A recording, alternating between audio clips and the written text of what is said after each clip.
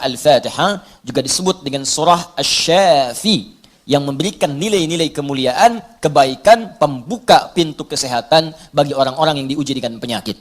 Asy-Syafi, Al-Kafi, sesuatu yang dicukupkan dengannya, yang menjangkau semua hal kebutuhan yang kita perlukan dalam kehidupan di dunia.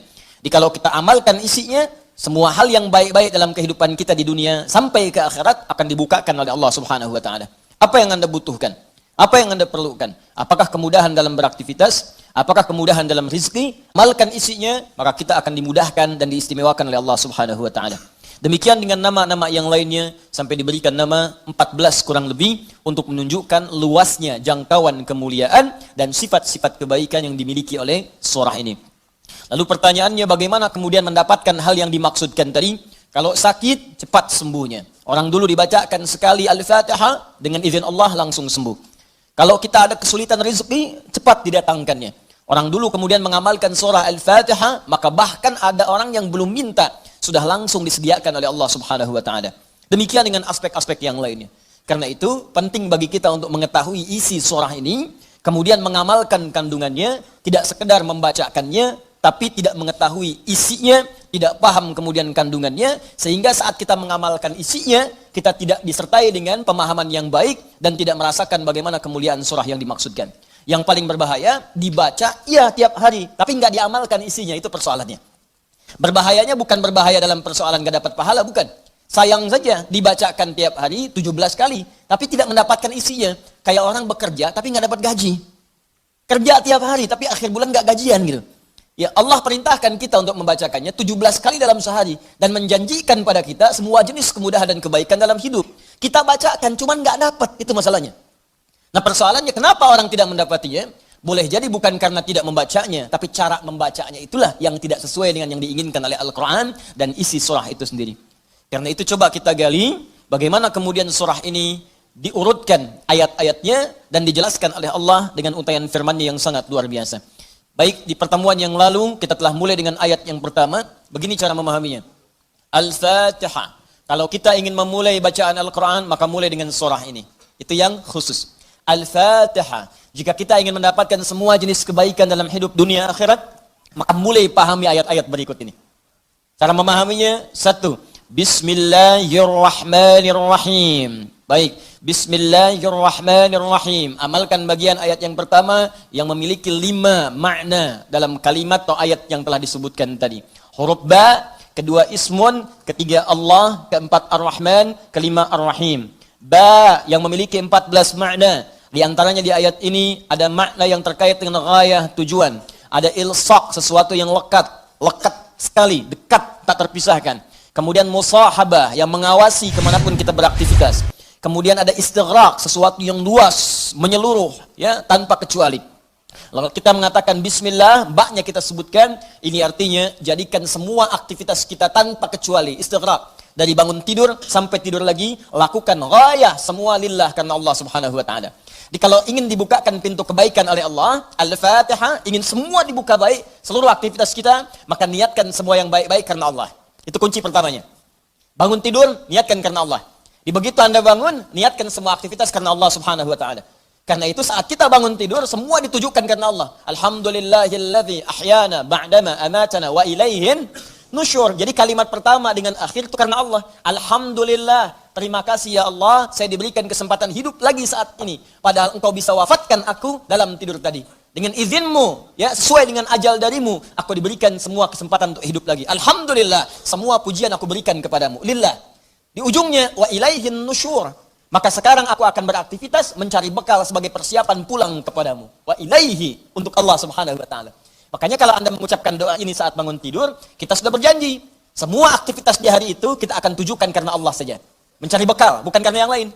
Jadi kalau Anda ucapkan doa tadi, berarti nanti makannya karena Allah, minumnya karena Allah, bekerjanya karena Allah, salatnya karena Allah, infaknya karena Allah, merawat anak karena Allah, semua karena Allah. Ghaya. Awas, hati-hati ya, hati-hati. Maka dampaknya orang yang semua aktivitasnya dilakukan karena Allah Subhanahu wa taala, maka fungsi ba yang ketiga, Allah. 1 tadi ghayah, 2 istighraq, yang ketiga ilsaq dan musahabah. Lekat dan diawasi oleh Allah.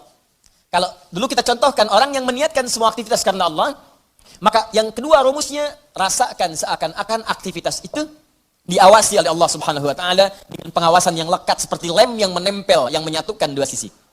Ya, mau minum, rasakan diawasi oleh Allah. Bismillah, minum, lakukan karena Allah. Maka mohon maaf, ketika minum Anda dikerjakan karena Allah dan merasa diawasi oleh Allah, ini kuncinya. Awas, ini kuncinya. Karena ada orang yang melakukan sesuatu karena Allah, tapi nggak merasa dilihat. Nggak merasa diawasi. Ini saya tanya pada Anda, maaf ya, tadi saat sholat itu, sholatnya karena Allah bukan?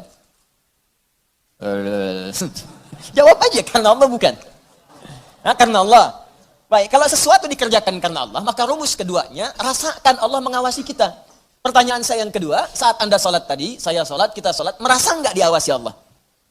Merasa nggak dilihat Allah? Karena beda antara orang yang merasa diawasi dengan yang hanya mengerjakan saja, itu lain. Akan beda, silahkan Anda bekerja, merasa diawasi, Anda akan serius dalam pekerjaan Anda. Mahasiswa yang sedang ujian, merasa diawasi, itu akan fokus kepada soal. Susah, mau noleh kanan, khawatir, ada CCTV. Mau noleh kiri juga khawatir, karena terawasi, dia akan fokus. Makanya orang sholat itu kalau benar-benar sholatnya merasa diawasi, dia fokus, gak akan nengok kanan kiri. Gak ada istilahnya ketika takbir, Allahu Akbar. Tangannya gak sedekap nih. Tahiyatnya kok gerak-gerak ya. Atau bahkan saat sholat mikirkan yang lain. Allahu Akbar. Tender ya Allah, tender.